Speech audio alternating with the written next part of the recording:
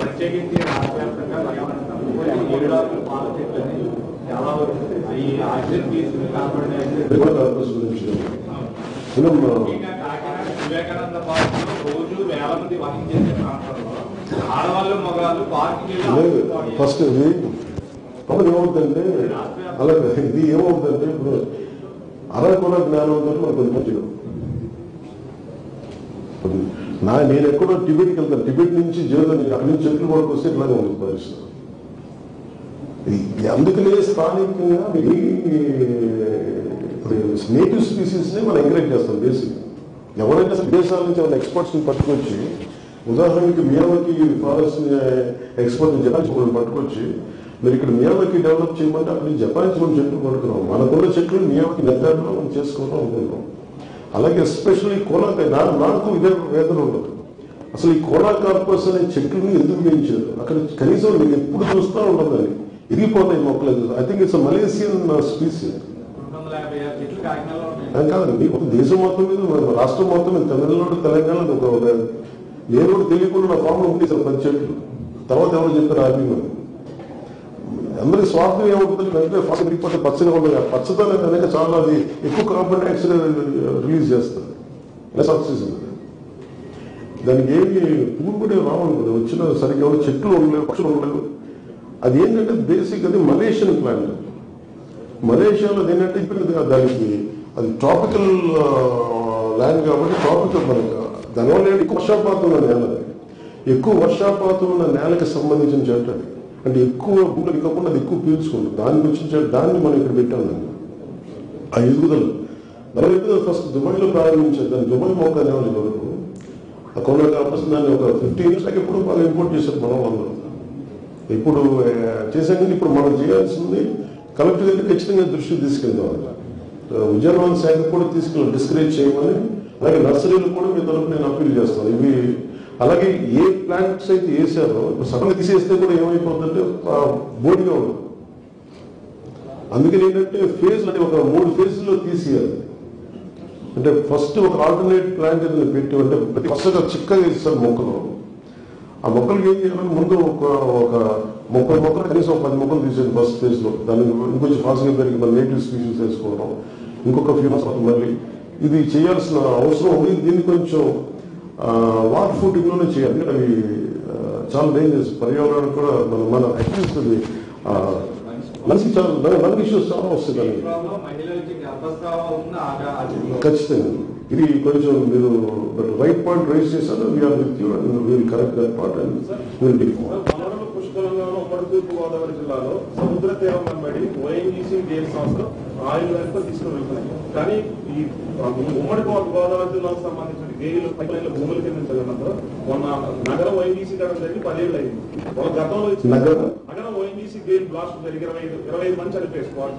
So వాళ్ళు బిక్కుమంటూ పడుతుంది. కానీ ఓఎన్జీసీ సంస్థల నుంచి ఉమ్మడి గోదావరి జిల్లాలకు సంబంధించిన ఏదైతే రిఫైనరీలు కానీ ఇవన్నీ అంటే కోకోనట్ కోనసీమ అంటారు, అలాంటి కోకోనట్ రీసెర్చ్ సెంటర్ లాంటి లేవు. సో వాళ్ళ రైతులు ఇబ్బందులు పడుతుంది. పంచగత గ్రామీణాభివృద్ధికి ఎలాంటి నిధులు రావాలి, కానీ అలాంటి సంస్థలు ఎదుగుదలేస్తారు. గత ప్రభుత్వం కూడా అలాగే గెయిల్ని కానీ ఓన్ చేసి ప్రాబ్లం ఎక్కడ ఉందండి సార్?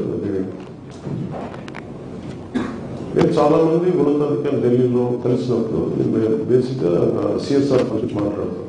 మేము ఇక్కడి నుంచి కొంత దేశానికి కావాల్సిన సహజ సంపద నుంచి తగ్గుతున్నప్పుడు తీసుకెళ్తున్నప్పుడు ఒక కన్స్ట్రక్షన్ కు డిస్ట్రక్షన్ రావు.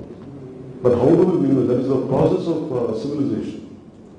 ఒక కట్టడం నిర్మించాలంటే ఎక్కువ చోట్ల కొన్ని చెట్లు పోవాలి, కొంత గ్రావెల్ తవ్వాలి, కొండ కరగాలి, అక్కడ దట్స్ అండర్స్టూడ్. కానీ how balance we are how constructive అనేది మనకి ఒక క్రైటీరియా.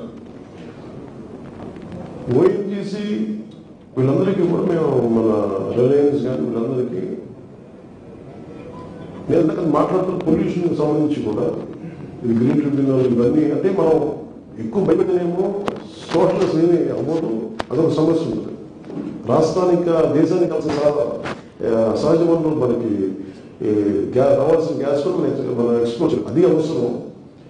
కానీ ఇప్పుడు వాట్ కాస్ట్ అనే దాన్ని ఉన్నప్పుడు ఖచ్చితంగా దాని గురించి వాళ్ళు దృష్టి తీసుకోవాలి. వాళ్ళందరూ ఏం మాట్లాడతారంటే ఉదాహరణకి ఏటిమోగ ఇష్యూ కూడా ముమ్మడివరం మాకు రిలయన్స్ పైప్ వేసినందుకు మాకు కంపెన్సేషన్ ఇచ్చారు, కానీ మాకు ఏంటో మా మత్స్యకారులకు రాలేదు విషయం. రిలయన్స్ అధికారులు అయితే వాళ్ళు ఏమంటారంటే అసలు మాకు ఈ పైప్ లైన్ మాకు అక్కడ దాకా చెప్పారు, ప్రపోజల్లో అసలు ఏటీఎం ఒక లేదు, మేము ఇవ్వాల్సిన కాంపెన్సేషన్ నిధులన్నీ మేము ఇచ్చేసాం, అది దాని ముందుకి ఎవరికి చేరాలో చేరలేదని, కాంపెన్సేషన్ చేరట్లా, అది ఎంత చెప్తుంది ఎంత చేరట్లేదు తెలుసు, ఒక వ్యత్యాసం ఉంది, ఖచ్చితంగా ఇది జరుగుతుంది. ఇప్పుడు దిస్ గవర్నమెంట్, ఇప్పుడున్న కూటమి ప్రభుత్వం ఎవరైనా సరే చాలా clear cut including with Reliance or including to ONGCs including to వేలు ఎవరికైనా మేము చెప్పదలుచుకుంది will communicate in proper way. ఇంత కమ్యూనికేషన్ ఇస్ వెరీ ఇంపార్టెంట్. నువ్వు ఎలా కమ్యూనికేట్ చేస్తావు వాళ్ళ దగ్గరికి వెళ్ళి, వాళ్ళు కూర్చొని దందాలు చేస్తే పని అవుతుంది. మనం చేయాల్సిన మీరు ఇంత తీసుకెళ్తున్నప్పుడు ఇంత రిసల్ట్ జరుగుతుంది, ఇంతమంది మీరు గ్యాస్ పైప్ లైన్ వేసి వెళ్తున్నప్పుడు ఏదైనా జరిగితే ఇంతమంది పార్టీ చనిపోయారు ఇలాంటి చోట్ల. దీనికి ఎలాంటి చర్యలు తీసుకుంటారు, ఎలాంటి కాంపెన్సేషన్ ఇస్తారు? ఐ థింక్ ఉన్నత అధికారులు ఎవరైనా సరే, మీరు ఢిల్లీలో కూర్చున్న ఎవరైనా సరే, ఇక్కడ నిజాయితీకి వెళ్తామంటే they are more than meet support.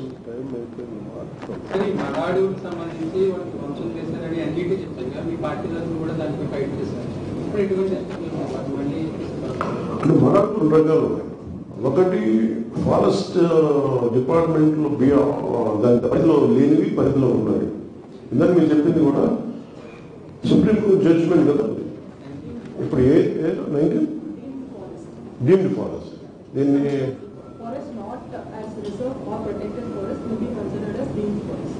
ఇది ఏ జడ్జిమెంట్ 6 సంవత్సరాల క్రితం ఇది ఈ పరిధిలోకి రానివి మనకి రిజర్వ్ ఫారెస్ట్ కానీ వీటి కింద రానివి ఇవన్నీ కూడా అవి డీమ్డ్ ఫారెస్ట్ కింద చేసి దాన్ని కన్సిడర్ చేయాలని ప్రొటెక్ట్ చేయాలి. అది కూడా అటవీ శాఖ పరిధిలో అలాంటి వాటిని పరీక్షించాలన్నది కాదు. దానికి ఏముందంటే దానికి కావాల్సిన మంచినీరు మరాడుగులు ఏంటంటే బేసిక్ తీర ప్రాంతాన్ని మీకు తెలుస్తుంది, తీర ప్రాంతాన్ని మనకి సేఫ్ గార్డ్ చేస్తాయి. కాబట్టి ఈ డ్రెడ్జింగ్ వల్ల కొంత పోయింది, ఈ షిప్స్ రావడానికి రాకపోకలు పూడికలు తీయటం, అలాగే కొంత కాలువలు తవ్వడం డ్రెడ్జింగ్ యాక్టివిటీస్ వల్ల ఈ నీరు బంద్ చేసింది. దానివల్ల మరాడుగులు కూడా దోషం కారణం. దానికి తోడు గత ప్రభుత్వం చేసింది ఏంటంటే నివాస యోగ్యం ఏదో చేతులు పట్టాలు ఇచ్చి చేతులు దొరికించుకున్నాం అనే ప్రక్రియలో మరాడుగులో స్థలం ఇచ్చింది. అక్కడ దాదాపు 3 లక్షల టన్నులు కంకర అక్కడ డంప్ చేసి మట్టి కానీ అది ఎప్పుడు నీళ్ళు వచ్చినా సరే మళ్ళీ నీళ్ళు వచ్చేసి దాని సహజంగా నీళ్ళు రావలేదు, దాన్ని మార్చి అది తిరిగి అది ఎలా చేయాలో ముందుకెళ్ళి కలెక్టర్ గారు ఒక రిపోర్ట్ పంపిస్తాను, దాన్ని ముందుకు తీసుకెళ్తాం. మన ఖచ్చితంగా మన అవసరం లేదు. ఈ క్లైమేటిక్ చేంజ్ పరిస్థితుల్లో మన తీర ప్రాంతాలను రక్షించుకోవాల్సిన అవసరం ఉంది. అది సేఫ్ గార్డ్ వాళ్ళు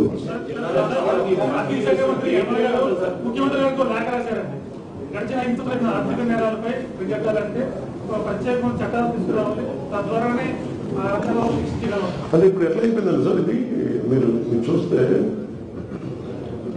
ఫండ్స్ డైవర్షన్ ఫస్ట్ ప్రాబ్లం ఏంటంటే ప్రతి దేనికి కేటాయించబడాలో దాన్ని కేటాయించకుండా రకరకాల పరిస్థితులకి కొంచెం ఫైనాన్షియల్ ఫిజికల్ అడ్జస్ట్మెంట్ ఉంటుంది, కానీ అసలు ఇవన్నీ తొమ్మిదిలో దొరికిస్తుంది లాస్ట్ ప్రభుత్వం. సో దానికి ఖచ్చితంగా ఒక నియంత్రించే ఒక వ్యవస్థ ఉండాలి. ఉదాహరణకి ఇదివరకు ఫండ్స్ డైరెక్ట్ గా స్టేట్ ఎక్స్చేకర్కి వచ్చేస్తే ఎన్ని సెంట్రల్ ఫండ్స్ ఇప్పుడు సెంట్రల్ గవర్నమెంట్ కూర్చోబెట్టి నీకు పంచాయతీలు డైరెక్ట్ అకౌంట్స్ గా పంపిస్తాం, లేదంటే ఇలా ప్రత్యేకించి స్ట్రీమ్లైన్ చేస్తా ఉంది. దాంట్లో భాగంగానే will take that kind of action. I think it is needed, but how do we do it with our experience.